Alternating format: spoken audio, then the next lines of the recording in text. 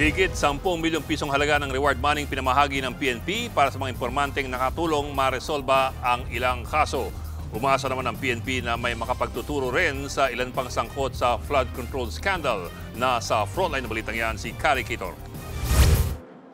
Naka-jacket, naka-sombrero, naka-goggles at naka-face mask pa.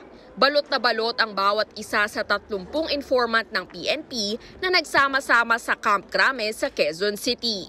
Ipinatawag sila para tanggapin ang kanika nilang reward money matapos magbigay ng impormasyon para maaresto ang ilang suspect sa iba't ibang mabibigat na krimen. 10.6 million pesos ang kabuang halaga na ipinamahagi ng PNP. Kalahati o 5.3 million pesos dyan napunta sa isang impormanteng nagturo sa kinaroroonan ng isa umanong miyembro ng Abu Sayyaf na may 7 counts of multiple murder at 25 counts of frustrated murder. Ang iba naman, mga informant na nakatulong para maresolba ang ilang kaso ng rape, kidnapping, illegal detention at iba pa. Sabi ni Acting PNP Chief Lieutenant General Jose Melencio Nartates, malaking tulong ang reward money sa kanilang pagtugis hindi lang sa wanted persons, kundi pati na sa paghahanap sa mga sangkot sa flood control scandal.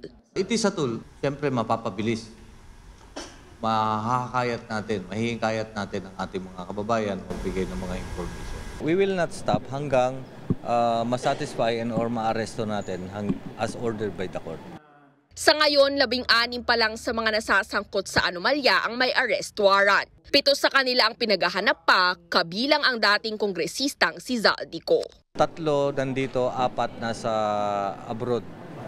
So of course we have already coordinated with the yung ating other law enforcement agencies abroad. Malakas ang ating coordination dyan. And we have 3.